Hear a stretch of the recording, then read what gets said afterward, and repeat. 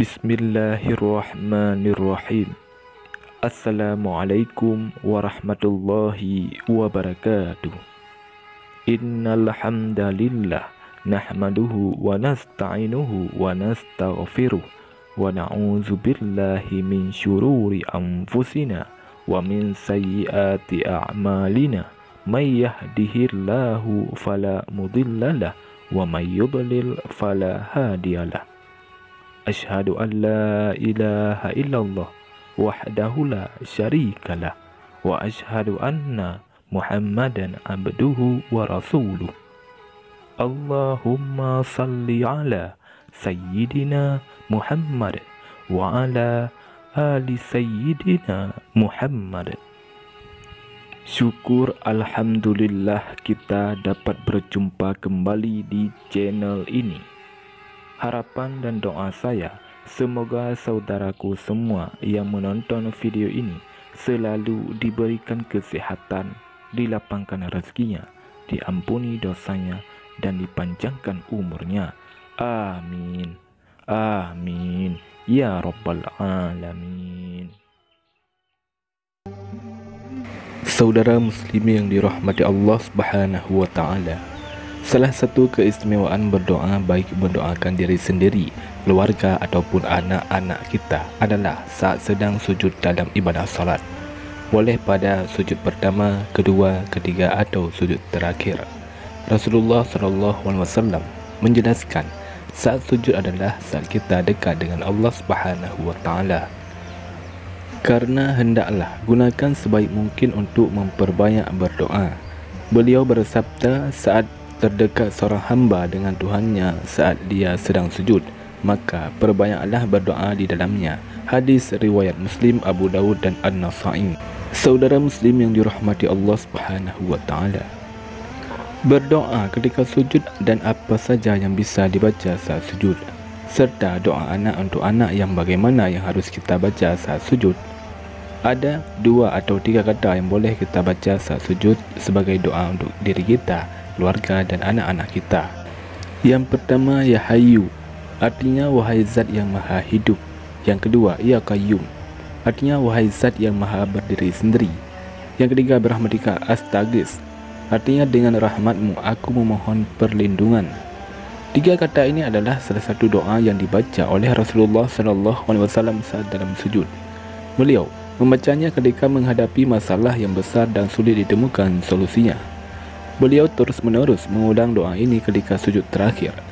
Bahawa baginda Rasulullah SAW ketika menghadapi masalah yang penting dan belum ditemukan solusinya, beliau berdoa, Ya Hayyu Ya Qayyum Birahmatika Astaghis, artinya wahai zat yang maha hidup, wahai zat yang maha berdiri sendiri, dengan rahmatmu aku memohon pertolongan. Saudara muslim yang dirahmati Allah Subhanahu wa Ta'ala, bagi kita yang ingin mendoakan anak-anak kita saat sujud terakhir bisa mengamalkan 3 kata ini, lalu menambahkan doa untuk anak setelahnya. Jika doa untuk anak yang akan kita baca dalam bentuk redaksi bahasa Arab, maka kita baca setelah doa 3 kata ini. Namun jika doa anak untuk dalam bentuk bahasa Indonesia, maka doa untuk anak cukup kita baca dalam hati agar tidak membatalkan ibadah salat kita. Adapun praktiknya sebagai berikut. Pada saat sujud terakhir kita baca takbir terlebih dahulu, Allahu Akbar. Lalu kita sujud dengan sempurna, diamlah beberapa detik, lalu baca dulu bacaan tasbih sebanyak 3 kali. Lalu kita sambung dengan Ya Hayyu Ya Qayyum Birahmatika Astaghis sebanyak 3 kali, lalu disambung dengan doa untuk anak. Misalnya, Rabbi habli minas salihin. Kemudian takbir lagi, bangun dari sujud, Allahu Akbar, dan lanjutkan solat hingga selesai.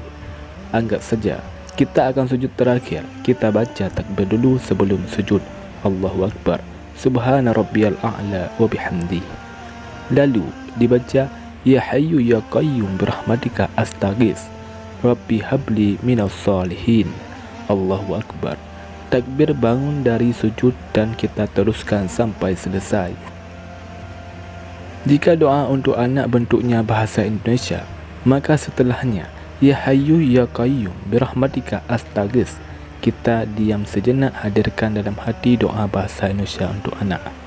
Saudara Muslim yang dirahmati Allah Subhanahu wa Ta'ala, disebutkan dalam hadis saat terjadi perang Badar, Rasulullah SAW sujud dan terus mengulang-ulang Ya Hayyu Ya Qayyum, sampai akhirnya Allah memberikan kemenangan kepada kaum muslimin.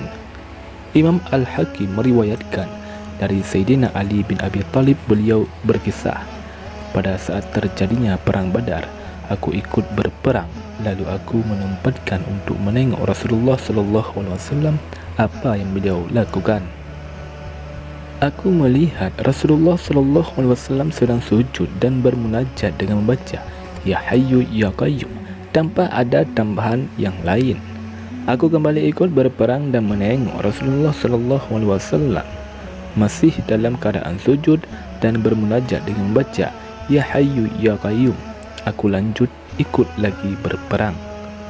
Beberapa waktu kemudian, aku kembali melihat Rasulullah SAW.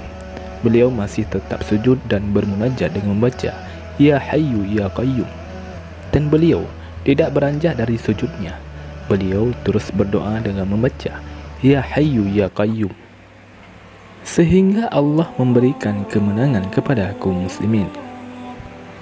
Saudara Muslim yang dirahmati Allah Subhanahu wa Ta'ala, demikianlah yang dapat saya bagikan pada video kali ini.